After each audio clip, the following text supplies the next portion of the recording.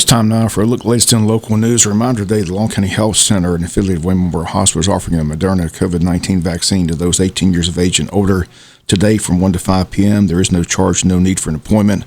Long County Health Center is located at 386 East Cypress Street, Building A, Suite 6 in Ludwig. Their phone number is 912-302-4067. The Moderna vaccine is a 2-dose process, but again, there's no charge, no need for an appointment today. Again, that's today from 1 to 5 p.m. at the Long County Health Center.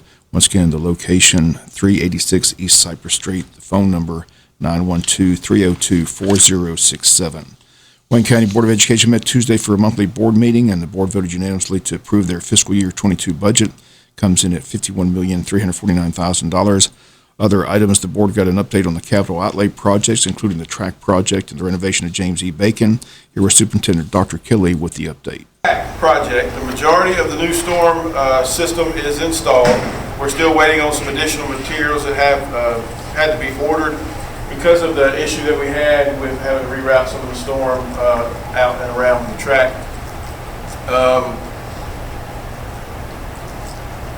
Let's see. So, but that, all that's covered in the contingency, which is good. So once they get that done, then they'll start working on curbs and gutters. They'll start working on topsoil. According to the project manager, we should see a completed track by the end of September. Okay. Doc, excuse me for interrupting. Is that the entire project or just? Wow. It's my understanding that the entire project will be completed by the end of September. They're getting ready to lay sod too, aren't they, on the practice field, am I correct? Well, it's funny you mentioned that, Coach. That's why I asked. With regard to the practice fields, the practice fields, they were grooming the surface on Monday. Sod was also delivered on Monday, and as of this morning, they actually have sod on the ground. And so the irrigation's been done, the sod's on the ground, and some of the sod's on the ground. Unfortunately, well, I don't want to say that, but they were anticipating being done laying the sod by either tomorrow or Thursday. The machine that lays the sod, I don't know if you've seen it, it comes in rolls, they're about 1,000 pounds. They have a machine that unrolls it, so the machine tore up. But they do anticipate, it only be a couple of more days before they have the sod on the ground. Once the sod's on the ground, we'll pour the water to it and go from there. James E. Bacon, I don't know if you glanced over there on your way in, but there's a lot of site work going on. The building pad is getting ready to be installed for the new addition. That would be the administration area, the cafeteria, and the kitchen. The abatement has been completed in the annex. Demolition has begun in the annex. Some selective demolition is starting in the pre-K building. In the next couple of weeks, the contractors will continue on the annex and the pre-K renovations, getting building pads done, utility infrastructure in place for the new additions. We should see some building foundations starting to get poured for the addition before the end of next month. So it is moving right along. And again, that's the update from Superintendent Dr. Kelly. Other news for the board meeting, the board approved 5 board policies on the agenda. They also recognized the boys basketball program and Coach Ray with the Melvin Murphy Unsung Heroes Community Service Award for all their hard work in the community as they helped with the food drive. They also participated in the city-county cleanup as well as other projects. Also on hand, Judy Beaver recognized 5 students that have completed the Georgia Youth Apprenticeship Program. They completed 720 work hours along with their certificate.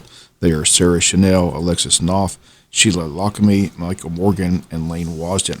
Personnel always part of the agenda at the end of the meeting. Following personnel approved last night, certified recommendations: Reagan Bryant, Martha Ross Smith Elementary, L'Oreal Deviger, Scriven Elementary. Certified resignations: Nicholas Bell, Odom Elementary, Anna Bradley, James E. Bacon, Pamela Eubank, Martha Ross Smith Elementary, Jahan McClendon, Martha Ross Smith Elementary. Classified recommendations: Tammy Bibbins, Jesup Elementary, and classified resignations: John Merritt Maintenance and Brittany Stoddard Parapro. As we look at your school board meeting from Tuesday, we'll be back with more news after this word from our sponsor, the commercial messages, so please stay tuned. Other news, Georgia Governor Brian Kemp has signed an executive order extending the public health state of emergency due to COVID-19. According to the governor and his office, this will be the last time it's extended. Public health state of the emergency will now expire on Thursday, July 1st at midnight. Kemp, in a prepared statement, says, quote, with the executive order I signed today, public health state of emergency in response to the COVID-19 pandemic will end Thursday, July 1st. I appreciate the General Assembly granting my office this authority in order to swiftly and appropriately respond to the pandemic. We work together along with the Department of Public Health, dozens of state agencies, local leaders, private sector partners, and countless others to protect lives and livelihoods. Thanks to those efforts, more Georgians are getting vaccinated, our economic momentum is strong, and people are getting back to normal. We have emerged resilient, and I thank all Georgians for doing their part. Georgia's best days are ahead of us as we continue to keep the Peach State as number one place to live, work, and raise a family, end quote. Governor Kemp has opposition in his own party for the race for governor. One man opposing him on the Republican ticket is Vernon Jones, who called in on Tuesday's Butch and Bob show to promote that he'll be visiting Jesup in Wayne County this Friday. He'll be at the Altamont Steak and Seafood speaking with the local chapter of the Republican Party. Time is from 11:30 to 1 p.m. It's a Dutch Street meal. Public's invited to attend. Once again, the date this Friday, June 25th, at the Altamont Steak and Seafood Restaurant. The time from 11:30 to 1. Candidate for Governor Vernon Jones in town Friday. We'll be back with some final news notes after this word from our sponsor of the commercial messages, so please stay tuned. Final notes news: it's been a week since the 3 shootings occurred in one day in Jesup and Wayne County, and still no arrest as all 3 shooters still at large and being searched for. Sheriff's Department has released a wanted poster for Alexis Lachelle Worley, wanted for aggravated assault, saying this person is considered armed and dangerous. Black female, 5 foot, 135 pounds, age 20. Wanted for the shooting of 2 victims on Shellcracker Road, as both Molly Fuller and Janai Reddish were both shot, but both treated and released. You know where Alexis Worley is. They asked to please call the Sheriff's Department at 427-5970 and contact Detective Robert Brantley. Jesup PD still searching for Levante Stokes, who shot Marcus Batten in downtown Jesup a week ago today. Stokes still at large. If you know his whereabouts, they ask to call the Jesup PD at 427-1300. And the third shooting, still no suspect at this time, as the person shot while talking with police, and no one at the scene of the shooting at 3rd and West Oak Street cooperating either. Shooting victim Anthony Jordan, also treated and released. All 3 shootings occurring a week ago today, and again, all 3 shooters still at large and being searched for at this time. 4th of July weekend right around the corner. Once again, the city of Scriven providing the fireworks show set for Saturday night, July 3rd, which is just one of the many events Scriven has planned for that weekend.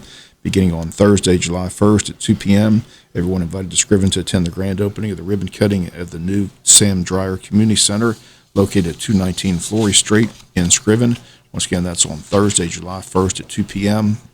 Then on Friday, July 2nd at 8 p.m., Wayne County's own Second Chance Band will perform at the Grace Community Center. They ask that you bring your lawn chairs and dancing shoes, dance the night away. Also bring an appetite, as the Scriven Volunteer Fire Department will provide the food booth, with all proceeds going towards for the Scriven Fire Department in Scriven. Saturday, July 3rd, a full day of activities leading up to the fireworks show, a car show and burnout competition beginning around 2 p.m. Also a kids area with all types of games and activities. Food vendors, Genius Gems performs that Saturday at 6:30 on the main stage. Then at Saturday night at 7:30, the Dakota Duo from Jesup will perform. They state they'll also play after the fireworks show. Fireworks around 9:30 p.m. If you need any additional information, simply call the Scriven City Hall at 579-2211. And a weekend away, not this weekend, but next weekend, the July 4th weekend in Scriven. Once again, the best fireworks show anywhere. And this weekend, Odom Homecoming Junior Flea Market is going to take place.